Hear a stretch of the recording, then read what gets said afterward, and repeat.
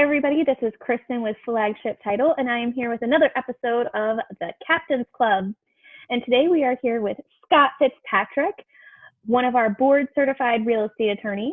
Hi, Scott. Hello, good day. So just tell a little bit about what you do as a board-certified real estate attorney, and then we can go into our topic today. Thank you very much. So I practice law with Owens Law Group. And I'm, as you said, a real estate attorney. I'm in my 20th year of practicing law, and I really spend about half of my time litigating real estate cases, and I spend approximately half of my time working on transactions or contracts for small businesses or in conjunction with a residential or commercial closing. And you also do business as well, Sure. just a tiny bit. So just so the viewers. I represent lots of small businesses and nonprofit corporations, and done that kind of work for many years. That's awesome. So we brought you on today because we wanted to talk about conveyances and what that means and what are the different types that we use here frequently in Florida. Most of the time, what we're going to be talking about is obviously purchasing and selling property.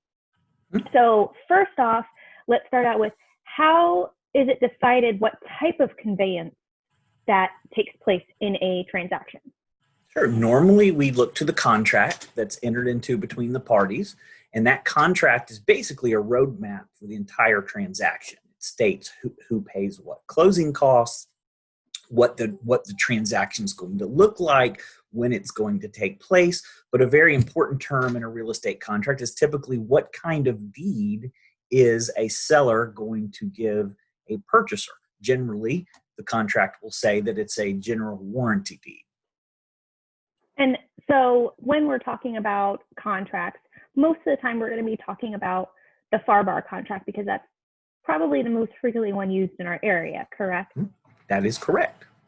And you use the FAR contract as well when you're preparing a lot of your transactions. I do, talking about, residential transactions. And most of the time I find myself using the FAR as is contract. Sometimes there might be a reason to use another form of the FAR, but primarily, my favorite is the as is. And many people that I've talked to in the industry feel the same way as you do. So part of the as is most of the time we're going to be using a general warranty deed, like you said. So what is the difference between a general warranty deed and maybe some of the other ones that we have, like a special warranty deed or a quitclaim deed?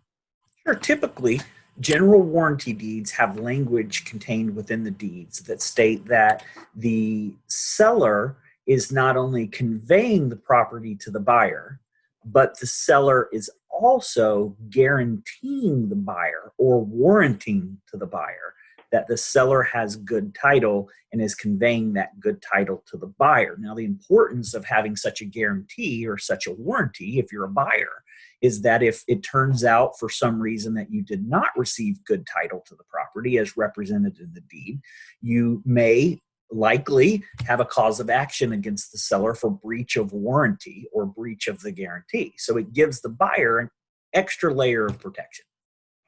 Because when we're talking about deeds, most of the time, we as a title company or you as the attorney is preparing the deed. So obviously you recommend most of the time to getting a title insurance policy as well as a general warranty deed. What sort of difference in protection is that for the end consumer, so the buyer in this sense?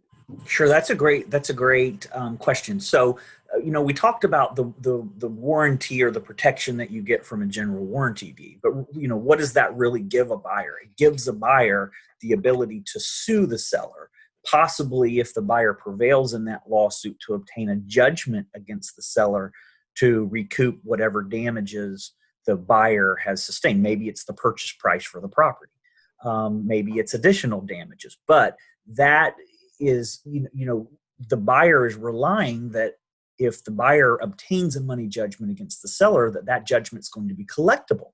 May not be. The seller may not have the money anymore. Maybe the seller did something with the money and it's just not there any longer. So that judgment that the buyer has, although it's a piece of paper from the court that says the buyer is entitled to money, it may not actually produce dollars for the buyer. That's where the title insurance comes in, because you have a reputable title insurance company who's underwritten by an underwriter who has substantial assets.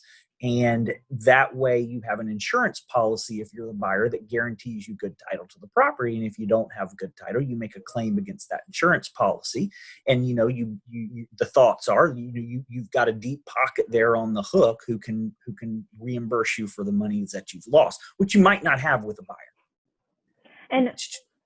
And most of the time it's going to be a shorter time period too, because the time it takes you to obviously go through the courts and achieve some sort of judgment versus filing a claim is going to be a shorter amount of time. Sure.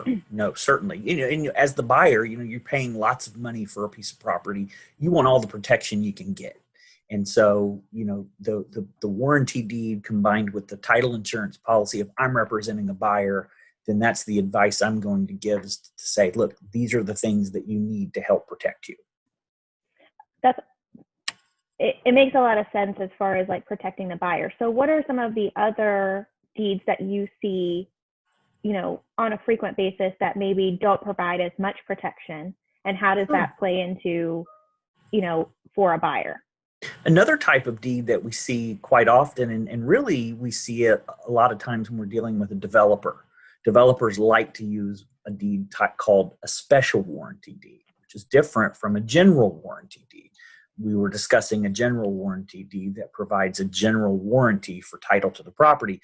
A special warranty deed is limited, and usually a special warranty deed is limited by if a seller is conveying a piece of property via a special warranty deed, what the seller is saying to the buyer is that the seller is guaranteeing that the seller did not do anything while the seller had title to the property that jeopardizes the title or affects the title.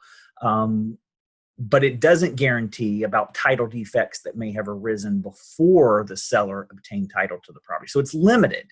It's limited to the time period that the seller owned the property. So it's better than nothing, but it's not as good as a general warranty deed when you're talking about special warranty deeds.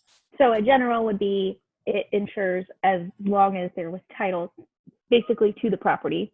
Right. And a special is just guaranteeing the amount of time that the seller has owned that property. Correct. You're still getting, as a buyer with a special warranty, you're still getting a warranty. It's just it's a limited warranty.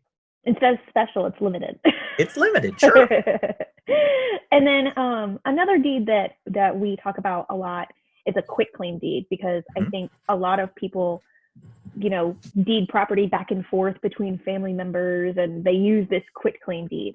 So what is a quitclaim deed, and what is its general purpose? Sure.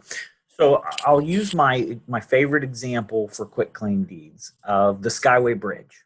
So let's say, Kristin, that you convey over to me the Skyway Bridge in exchange for $1 million. Okay? Yeah. So I get this quitclaim deed from you that says you've conveyed the property to me, and at some point after that, I learned that, in fact, you never owned the Skyway Bridge, so you can't convey to me something that you don't own or that you've never owned. So that my deed is worthless. Okay, so I look at the deed and I see it's a quitclaim deed. It does not contain the warranties that we described in the general warranty deed or the special warranty deed. So I don't have the ability under those warranties, because they're not there, to sue you because I did not receive good title to the property.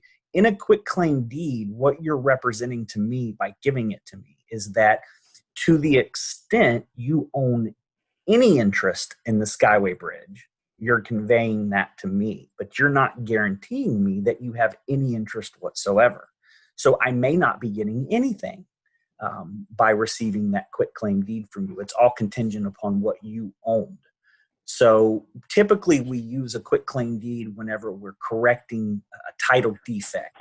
You want to, when you have a conveyance of real property, where money is changing hands, you generally want to use some type of a warranty deed, not a quitclaim deed. So a use for a quitclaim deed would be maybe children receive a property during probate of maybe their parents or grandparents or whatever, and there's 5 siblings and one sibling doesn't necessarily want any part of it, and they quitclaim deed it to the other children. That would be a use for it. Or maybe between spouses during a divorce or something like that, that would be a proper use of a quitclaim deed. Right. No money's changing hands. It's merely a deed to set where someone is saying, to the extent that I have any interest in this property, I'm giving it to you. And that's a perfect use for a quitclaim deed, but doesn't have any of the warranties. So it Right. lacks a lot of the protections for a buyer. So, as a buyer, you generally do not want to accept a quitclaim deed for a piece of property that you're paying money for. You want some protection, just a little bit. You want all the protection you can get, right? Property is not cheap, and you combine that with a good some type of a deed that contains warranties in it, with a good title insurance policy from a reputable company, and those are 2 methods that we used in order to give buyers extra protection. Yeah. So just to recap, we've talked about the different types of deeds, but we want to recommend to a consumer that the most guarantees that you can get via a general warranty deed would be the best. And then obviously doing a title search on the property and receiving a title insurance policy would be a second way to add some more protection for you. Because number 1, you do a title search and you find out what's on the property. And number 2, you get that insured just in case there's anything that was missed or comes up later. Absolutely. Well, that's great.